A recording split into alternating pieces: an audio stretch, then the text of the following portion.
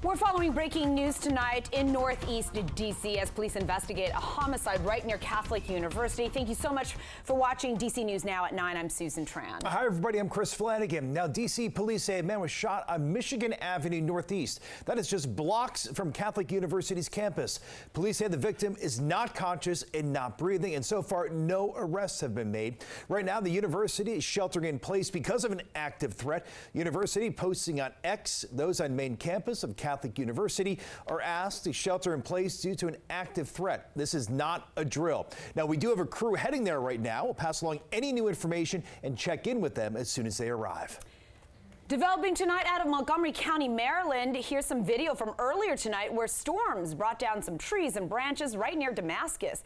That's the same area where we had reports of a strong thunderstorm. Yeah, and tonight's thunderstorms really haven't put an end to the drought watch that's in effect for nearly 6 million people across our area.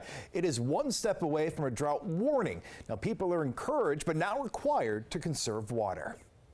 All right, let's get a first check on the weather and a response to those dry conditions. The Chief Meteorologist, Janessa Webb. All right, Janessa, it's been a pretty busy evening. How's it looking now? We're nice and dry right now, but the heat and humidity, it continues to build. Usually after storm that we are tracking across the region, I look back, sit down, and kind of really weigh things out. What has happened and transpired across the DMV? And with us being in drought conditions, folks, we have to remember the ground is very dry, and so it's going to allow for trees to snap very easily because they're not highly saturated at this time. So tomorrow, along with Wednesday, really going to be watching that whole scenario as more trees and really unsaturated ground makes for dangerous conditions. It's 82 right now. Here's the current drought situation that won't be upgraded until Thursday. Every Thursday, Climate Prediction Center releases a new update, and they still have us under an extreme status across northern Virginia,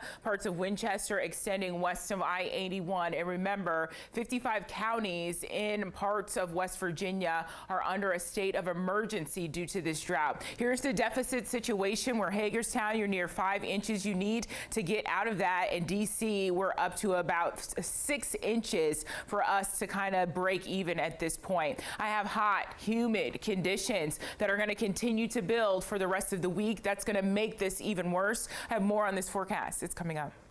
Janessa, thank you. New tonight, fans hoping to watch DC United in the League Cup right here in the district are now scrambling to make other plans.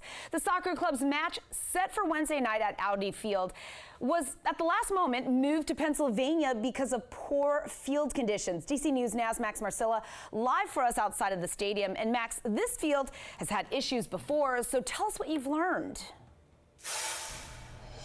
Well, Susan, it has had issues, including at some high-profile events that have happened as recently as just a couple of days, about a week and a half ago. So with all of that said and the change that is happening, one family says it has been tough.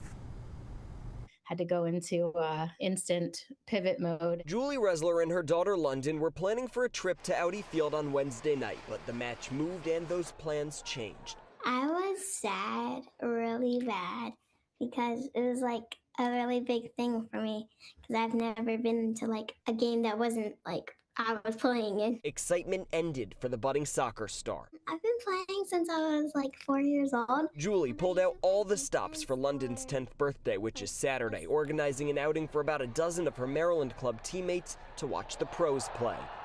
Instead, the stadium will be quiet on Wednesday. No fans, no match, no birthday message on the big board. Instead, the grass field will be replaced as the club plays in Pennsylvania. Did get 3 options. Obviously, we could have rescheduled. Option 2 was like if the entire group couldn't come, we could potentially upgrade our seats or issue a refund. Julie opted for the refund. Listen, things happen. I get it. Not understanding the exact reason was frustrating. Then the disappointment obviously kicked in. She says the sales rep with the team was helpful, though she first learned of the match's move from a friend. According to the Washington Post, the field was supposed to be replaced after the DC Defenders season ended in June, but those plans were delayed and July has been busy. DC United, the U.S. rugby team, the U.S. women's national team, and this weekend's Broccoli City Festival. And at that U.S. women's national team match, there was some talk. One player even called the field bumpy. So conversations were being had about the field and the conditions they were in. As for the match that's still happening on Wednesday, but in Pennsylvania, DC United says season ticket holders, they're offering them a bus up to Pennsylvania. If they don't want to take that, there's a refund. DC United is being fined because of the field conditions. Reporting live outside Audi Field, Max Marcilla, DC News Now. Meanwhile, in Virginia, a driver now facing charges in a deadly crash in Centerville. Investigators say Clemencia Melgar failed to yield to a woman walking within the crosswalk on Pickwick Road and hit her with her Jeep Grand Cherokee. That crash happened back in June. Anyone with any information is asked to contact the Fairfax County Police Department. Police have made an arrest in a deadly carjacking in Northern Virginia. A Maryland woman was killed in this really violent encounter. The Loudoun County Sheriff says that the suspect was driving off, hit and killed Melody Waldecker with her own car. They say the 54-year-old was killed Sunday just before noon right there at Town Center Plaza in Sterling. Police have not released the suspect's name. And a missing 6-year-old boy in Montgomery County, Maryland, was found dead in a pond. Fazan Hassad was last seen at the playground there in Gaithersburg on Saturday during a picnic. Investigators later found his body last night, and they say foul play is not suspected. Loved ones say that he had nonverbal autism. All new tonight, it is official. DDOT will soon start phasing out DC circulator service. A list of route adjustments are here on your screen now. Those start October 1st. The National Mall route will continue to operate until 7 p.m. daily. Now, we spoke with a rider today outside Union Station who says this change will make a big impact on travel plans. We need the circulator. We need it to ride on. A lot of people take the circulator to work. They don't shut the circulator down because people need it for transportation to get back and forth, to travel. Well, DDOT says service will completely end on December 31st. A new traffic pattern in the district at an already pretty confusing intersection. It's known as one of DC's most infamous traffic circles in Northeast, and it has a new name as well as some new directions. It's at the corner of New York Avenue and 1st Street Northeast. DC News Now's Daniel Hamburg spoke to drivers who were really trying to navigate all of these changes. Come on up, go! It's the first day of rush hour at the corner of the newly constructed 1st Street Northeast at New York Avenue. Now open to two-way traffic, confusing some drivers. Well, I'm trying to figure out the GPS is still trying to take me that way. I missed the Wendy's. The Wendy's is long gone, making way for safety improvements for people walking, biking, and driving. Florida Avenue is also now open to two-way traffic. We'll see. It seems like we're getting through faster. I think it's better than it was before.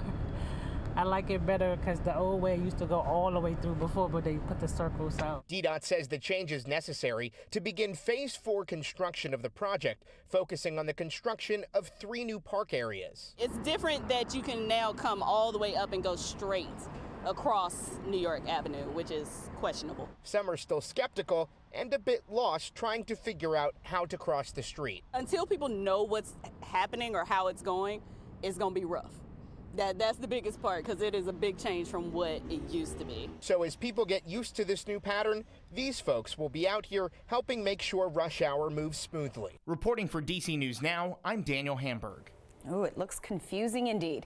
In the district as well, it's the first day of Amtrak's takeover of Union Station. And this is a long time coming following years of court battles over that space. Amtrak says it wants to make better use of that space and update the shops and business options there. Some passengers say that is fine, but the greater hope is for Amtrak to focus on passenger safety. Safety, that is the one thing I would improve. But I myself and pretty sure the rest of the public doesn't want to be put in an uncomfortable and unsafe situation. So I would recommend just having more security in general. Amtrak, though, says that people will start to see more security and policing at Union Station soon. All new at 9, D.C. police are investigating a deadly shooting in Northeast. It happened on Ames Street near East Capitol Street. Police tell D.C. News Now Philip Williams died at the scene there. Anyone with information about this shooting is asked to call D.C. police. A Maryland teen has been sentenced to life in prison for a deadly shooting there at the Wheaton Metro Station last May, and he'll have to serve at least 35 years. Take a look at the video here. It shows this fight between two groups of strangers spilling onto the escalator. murder. Prosecutors say Emmanuel Simmons shot an 18-year-old in the back of the head as the group was running away. The 17-year-old pleaded guilty to murder in December, and as part of his deal, his sentence was capped at 40 years, with the judge recommending he serve his time in a youth offenders program. Better late than never. The second corpse flower is now blooming at the U.S. Botanic Garden. It was supposed to bloom 5 days ago, and the Botanic Garden says the delay likely means it will not reach its full bell shape, as you can see right here. But it is still having its distinct stench, which is what attracts flies and beetles for pollination.